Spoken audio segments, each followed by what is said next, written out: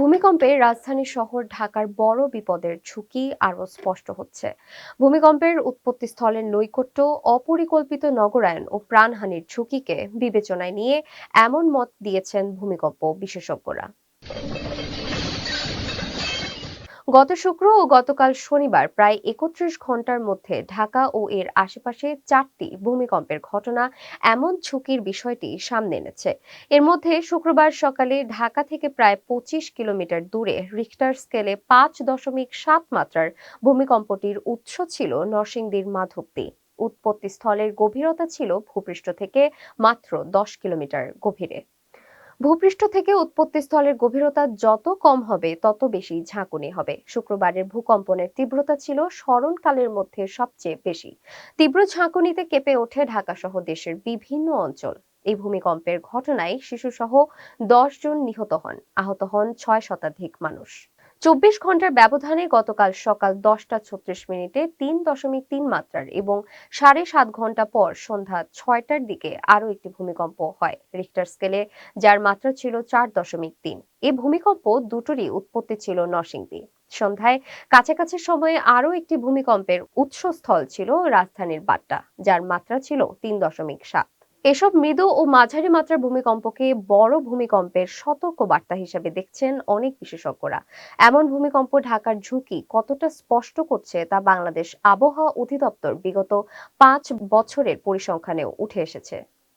আবহাওয়া অধিদপ্তরের নথিভুক্ত ২০২১ সালের ১৭ ফেব্রুয়ারি থেকে চলতি বছরের ২২ নভেম্বর পর্যন্ত ভূমিকম্পের তথ্য বিশ্লেষণ করে দেখা গেছে এই সময়ে ৩৯টি ভূমিকম্পের উৎপত্তি স্থল ছিল বাংলাদেশের ভূখণ্ডের ভেতরে।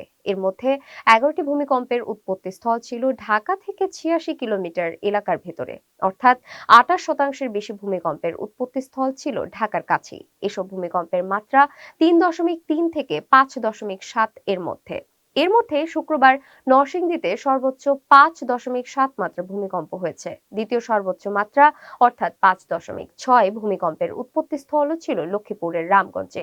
বিশ্লেষণে আরও দেখা যায় ঢাকার ১০০ থেকে ২৬৭ কিলোমিটারের মধ্যে বাকি ২৮টি ভূমিকম্পের উৎপত্তিস্থল ছিল। বাংলাদেশ প্রকৌশল বিশ্ববিদ্যালয়ের প্রকৌশল বিভাগের অধ্যাপক রাকিব হাসান ৪টি কারণে বাংলাদেশের বিপদটা স্পষ্ট হচ্ছে বলে মনে করেন। তিনি বলেন, উৎপত্তিস্থল থেকে ঢাকার নৈকট্য একটা কারণ। ঢাকার কাছে এই ফলটা সম্পর্কে এত স্পষ্ট ধারণা ছিল না, সেটা এখন খুলতে শুরু করেছে, যার প্রভাবে সামনে আরো ভূমিকম্প হতে পারে। মাটির গঠনকে দ্বিতীয় কারণ হিসেবে উল্লেখ করে রাকিব হাসান বলেন, ঢাকার নতুন অংশগুলো খুব নিচু জায়গায় মাটি ভরাট করে গড়ে উঠেছে। এমন অঞ্চলে ভূমিকম্পের তীব্রতা আরো বেড়ে যায়। তৃতীয়ত, ঢাকার ভবনগুলো ইমারত নির্মাণ বিধিমালা ডিজাইন কোড মেনে হচ্ছে না।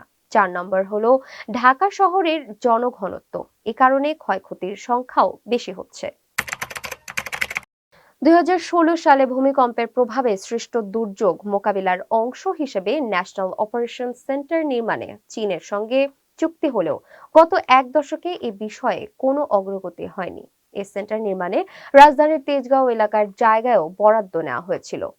দুর্যোগ ব্যবস্থাপনা ও ত্রাণ মন্ত্রণালয়ের দুর্যোগ ব্যবস্থাপনা শাখার যুগ্ম সচিব আবু দাউদ মোহাম্মদ গোলাম মোস্তফা জানিয়েছেন, তেজগাঁওয়ে ১ একর জায়গা দেওয়া হয়েছিল, কিন্তু ভবন নির্মাণ করতে গেলে নির্মাণ সামগ্রী রাখার জন্য কমপক্ষে আরো ২৫ বর্গমিটার জায়গা থাকা দরকার, সেটা পাওয়া যায়নি। দুর্যোগের প্রস্তুতি সম্পর্কে দুর্যোগ ব্যবস্থাপনা অধিদপ্তরের মহাপরিচালক রেজওয়ানুর রহমান বলেন, ভূমিকম্প ও অন্যান্য দুর্যোগের জন্য সরঞ্জাম সংগ্রহ করা হচ্ছে। বড় দুর্যোগের ক্ষেত্রে সশস্ত্র বাহিনী ও ফায়ার সার্ভিসকে ব্যবহার করা হয়। বিভিন্ন সংস্থার জন্য আরও সরঞ্জাম সংগ্রহের কাজ চলমান জানিয়ে তিনি বলেন, দ্রুততার সঙ্গে আমরা সে সংগ্রহ সম্পন্ন করার চেষ্টা করছি।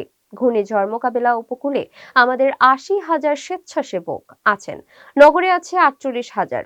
তাদের যুক্ত করে মানুষকে ভূমিকম্প নিয়ে সচেতন করার কাজ শুরু করব।